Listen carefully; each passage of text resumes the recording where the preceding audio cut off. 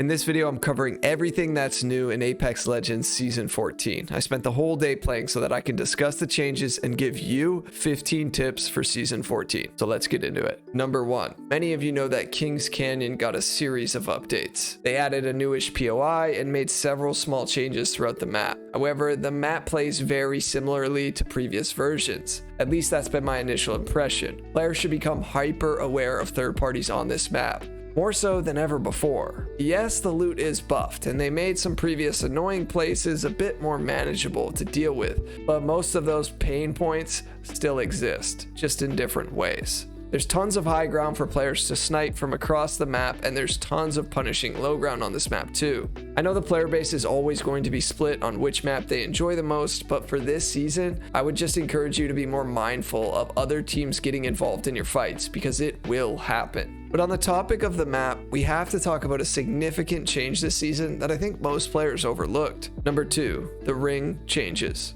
The first ring closes much sooner than it did in previous seasons. Instead of the first ring closing after 180 seconds, it's now closing only after 60. Not only that, but round 1 zone now does the same damage as round 2 zone. This will make late rotations super uncomfortable for most teams. Now, I always encourage players to get into the habit of rotating early, but now the definition of rotating early has even changed. Let's say you have to rotate late one game and you have a ways to go into the next circle, you are certainly going to burn a ton of health meds and maybe even run out of them. I don't really know how I feel about this change yet, but I can tell you it makes the game feel very different. So be super aware of the ring timer and if you're in this circle yet or not. You definitely want to prepare for some of those longer across the map rotations that you may find yourself in. Also, do keep in mind they did remove a few of the jump towers throughout the map this season, so that will certainly affect some of your rotations if you're rotating late. Number 3, for anyone who struggles to complete the battle pass every season, well, challenges can now be completed in either battle royale or non-battle royale modes, giving you the flexibility to complete the battle pass your way. This is a great change for the players who don't usually touch the arena's game mode, but have arena's challenges to complete for their battle pass. I also hope that with this change, they're kind of signaling that they are going to add more non-battle royale modes into Apex. We'll just have to wait and see though. Number 4, ranked did get some small changes on the surface, but they actually are having a huge impact on gameplay. They added a +5 RP cost to all rank buy-ins, which essentially makes it -5 RP from the initial changes back in Season 13. That's because halfway through Season 13, they made it so that there was a -10 RP buy-in all across the board. I know that's fairly confusing, but just know they upped the buy-in. However, the biggest change was the removal of diminishing returns on kills. This means that all kills are no longer worth less, which is going to encourage players playing it like a team deathmatch. Now, obviously, it's going to depend on what rank you're in for this change really to be felt, but expect your favorite streamers to just be running it down mid this season, as they are now even more incentivized to get a ton of kills. This will also in turn make it possible to gain lots of RP per match. I already saw a couple screenshots from some pro players in Platinum who won a game with like 10 kills and they gained over 400 RP for that match. I have a feeling that these changes, coupled with the ranked map being on KC this split, will make for a lot of hectic third parties. I want to know what you guys think of this rank change. Do you like it or not? Let me know down in the comments. Number 5, the laser sights were added and they now essentially take place of what barrel stabilizers used to do for SMGs and pistols. It is important to note that the Wingman and the Car SMG will not be able to equip laser sights. Now, these attachments don't actually give the gun a sight like you might have thought initially, but it does provide a laser on the bottom of the weapon or your hipfire spray. You can change the color of the laser sight in your settings and you can make it the same as your reticle color if you'd like, or change it to something different. Now, one thing's for sure, it's clear that this attachment does really well on the Prowler, but the rest of the guns, it feels a bit underwhelming. Now, I know it's still early on, but it does seem like this is what the barrel stabilizer used to do, but now the laser sight only does it for hip firing. So this kind of makes ADSing with some of the SMGs have a bit more recoil. Barrel stabilizers are still in the loot pool for the ARs, LMGs, and the marksman weapons that they normally go on. Number 6, the EVA 8 has to be the best shotgun on floor loot right now. I still love the Peacekeeper and enjoy it, but the EVA 8's fire rate is just insanely fast, particularly with the addition of standard stocks being able to be equipped to it, and how shotgun bolts are just going to emphasize the fire rate even more so. It's really hard to match the damage per second on this gun. You still need to be very up close and personal with the EVA, but if that's your playstyle, I strongly recommend trying this out in Season 14. Number 7. Most of you know about the changes to the care package, where the Volt and the G7 are now on floor loot, and the Rampage and the Bocek bow are in the package. A couple things on this. The G7 and the Volt being on floor loot is very refreshing. It's nice to have another SMG at play, and it's nice to have another marksman rifle. I've already seen a ton of players using the G7, and I think that's kind of competing with the 30-30. At least so far. The Bocek is very good. If you guys played in Season 9, this is the Bocek version of it, and it comes equipped with a 3x. If you find the Rampage in a care package, it will come with a thermite so that you can charge up the Rampage. I haven't come across one quite yet, so I don't know how it is, but the Rampage is always going to be the Rampage, so it'll probably be very strong. Number 8, crafting got a pretty significant update this season. Most notably is that for every time you collect some crafting metal, your whole team gets those metals too, and vice versa.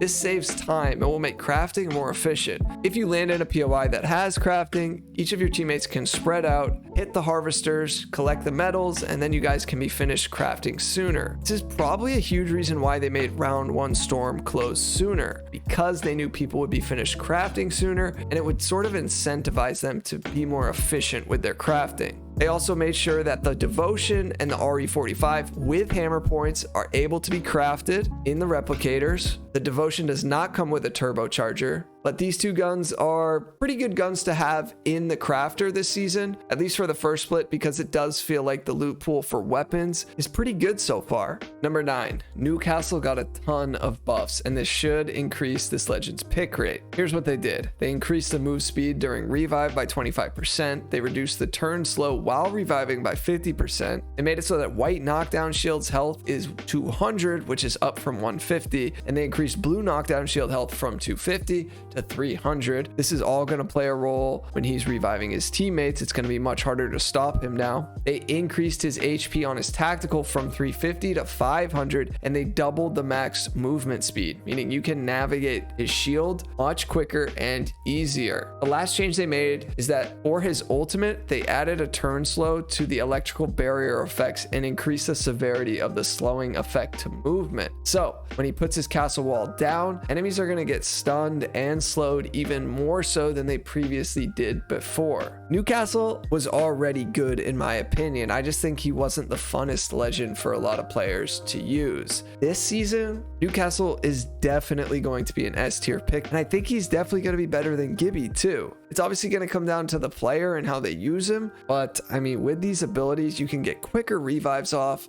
His tactical's stronger, it's easier to use, it's faster, and his ultimate was already really strong. So I'd be trying out Newcastle if I were you guys. Number 10, let's talk about the changes to hop-ups. They added double tap back into the loot pool, which if you didn't know adds burst fire mode to the EVA 8 and the G7. They added the Skull Piercer, which does a 35% headshot damage increase on weapons like the Longbow, Wingman, and now the 30-30 repeater. They removed Deadeye's tempo and shatter caps from the floor loot, and boosted loader has now been reduced to epic instead of being a gold hop-up. An important note is that the Sentinel has the Deadeye's tempo built into it now. I did try out the Sentinel a good bit today, and I think it makes the gun definitely better. I'm not sure if it'll be like meta, because the Sentinel is a difficult sniper to use, and snipers aren't always going to be meta, if ever at all. But it improves the Sentinel for sure, and it clears up some of the loot pool. Tip number 11, let's talk about Vantage tips. So far, she seems like a fairly popular legend. They did a good job combining mobility with some recon without it being wall hacks. I think her tactical is actually really good. I don't think it's too OP, and I don't think it's weak at all. I would compare it to Loba's tactical, except it's much better than Loba's. It's a 2-piece tactical though. You have to send Echo out and then press the tactical button again to connect to Echo.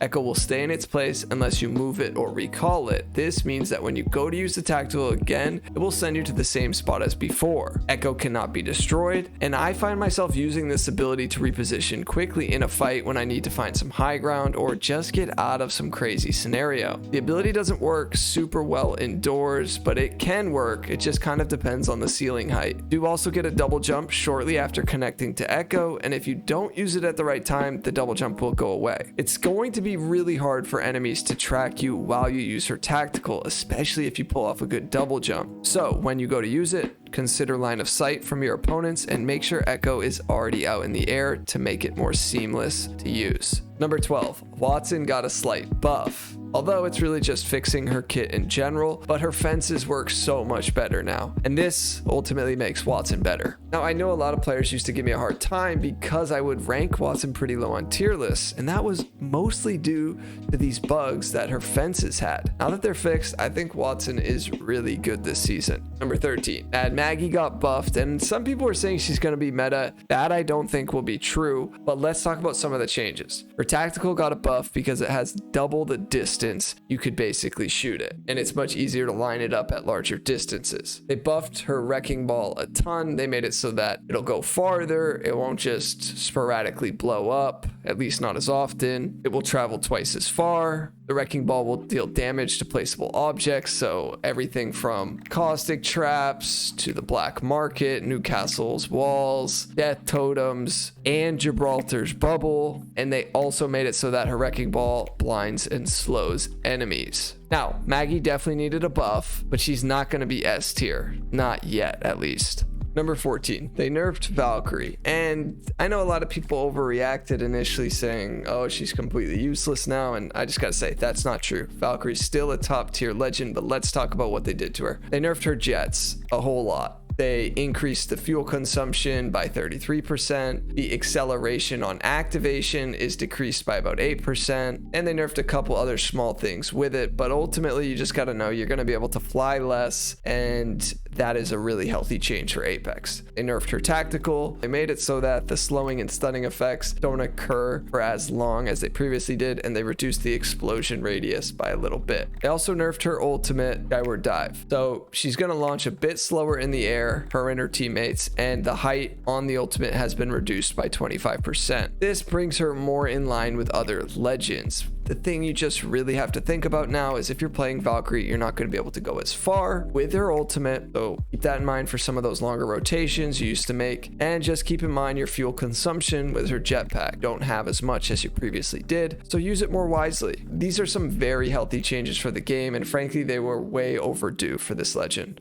Number 15, I have a couple tips for Vantage's ultimate. First thing to note is that her ultimate has a 30-second cooldown for one sniper bullet. This means that every 30 seconds you get another round in your rifle. You can use the rifle even if it only has one bullet, or you can use it when it has 3 bullets or 5 bullets, whatever you'd like. You can use it very quickly off drop, and if you have an ultimate accelerant, it will give you on average around 3 bullets. However, if your ultimate is ready to use, I've had to go into my inventory tab to utilize the ultimate accelerant. As opposed to just pressing LB or RB at the same time, I have to use the ultimate accelerant through the inventory because these are the same buttons as it is to use the ultimate. Now, I know that's a little confusing, but it is a little niche tip that you're going to want to think about. As far as the damage per shot, well, it will increase, but only if you have more than 1 round available. So I can't shoot 1 bullet, go on cooldown for the next bullet, and have that damage increase on the next one. I have to have at least 2 bullets ready for the damage to increase with her ultimate. If you guys are interested in 10 things you must not do in Season 14, I suggest you check out this video next. Thanks for watching. Peace.